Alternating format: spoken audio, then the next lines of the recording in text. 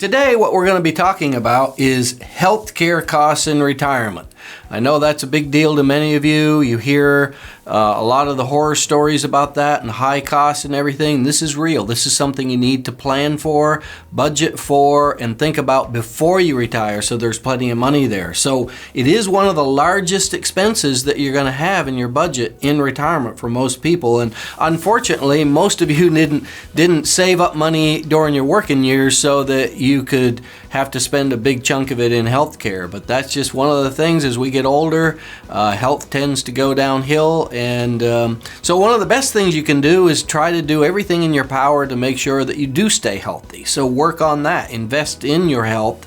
It's like an investment in your wealth. So life expectancies are a lot longer than they used to be, of course. And Medicare, John, as we know, Medicare does not cover everything, not by a long shot. Yeah, and I tell you, when you talk about inflation, we're sitting here with inflation as a 40-year high, but inflation as it relates to healthcare in general has been about 4 times the rate of what the Fed's core goal of 2% inflation a year is. So forget about inflation with food and cost and all that, which obviously that's important. Inflation in healthcare has been astronomical for a very, very long period of time. Yeah. And people just like you will come into our office, and when we talk to them about having a healthcare budget, they look at us like we're kind of crazy. They've never had a healthcare budget.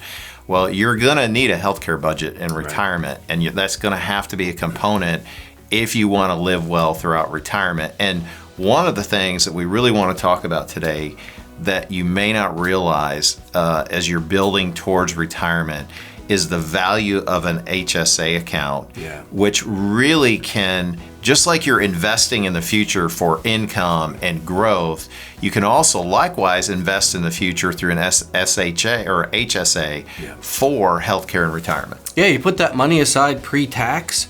It's designated for qualified medical expenses, and it's best, if you can remember this, it's best if you don't use it during your working years when you still have more money coming in.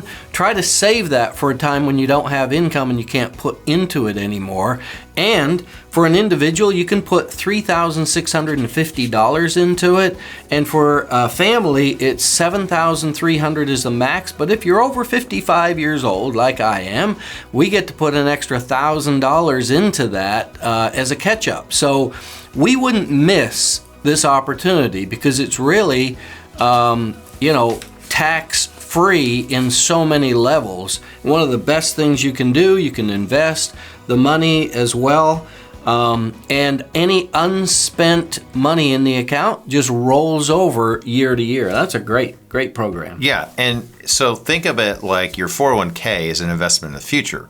When you put money into your HSA, it's the same thing. You have an investment component where you're going to have some fluctuations in the account, but that's where you can use volatility and market upturns and downturns to your advantage, because if you're consistently, that's kind of the key, you're consistently investing in your HSA each year, you're building that healthcare wealth is what you can call it for the future, so that when you do retire, you can use that. And that really is the key to Pete, that you want to make sure that you're not using that you're really putting that aside for the future. And per healthcare.gov, unspent HSA funds, they do roll over from year to year.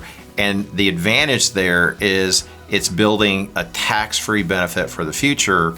And I'll tell you, based on the size of the national debt, which we hear about 31 trillion, which is just this enormous number, anything you can do in any area of your financial life, whether it's Roth IRA or tax-free income or use of assets with healthcare in this example, is going to be a huge component to the efficiency of your money down the road. Yeah, absolutely. Health savings account. If you haven't opened one, you can go to different sites and just search for that. Just Google it.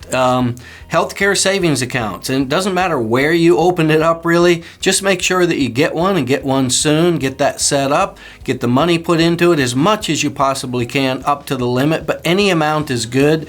And again, it's tax-free money if you use it correct. And it can be carried over into retirement and maybe last for several years as an extra fund to account for this. So again, 3 steps. that help you make the most out of your HSA. Max out your contributions. Don't use the funds now if you're still in your working years, if you can at all avoid it. And turn on the investing option. Don't just leave it in cash, but invest that money. As it gets nearer to using it, you may want to have it in something more conservative or keep a portion of it in cash. But all those things are great. And we cover that at our firm, Beacon Capital Management. We're a full-service financial firm. We have a medical specialist that covers all this for our clients, and we'd be happy to help you. You can go to beaconcm.com to get more information on ways that we can help you along that way as well. Yeah, and I'll tell you, the important thing here is just to get started. Yeah. Right? And people will look at that and say, okay, as an individual, I can put up to $3,650 a year into something like this. How much is that really going to make it a dent? Well, the point is, like anything else, it starts out as a little, and then it builds over time. You know, Pete, you and I have been investing in HSAs for a long time. You know, when you and I started doing business together 20 years ago, I had hair, and your hair wasn't gray. A lot darker. And things have changed a lot, but the growth of that over a period of time, it's like anything else. It builds, it's strategic, and then down the road, you wake up one day and you see the fruit of all that labor of investing that money in something you're going to need down the road. So, hey folks, thanks for watching our show. We hope you enjoyed this information. Be sure to subscribe to our channel, and for additional information, you can also go to retirementtalk.com.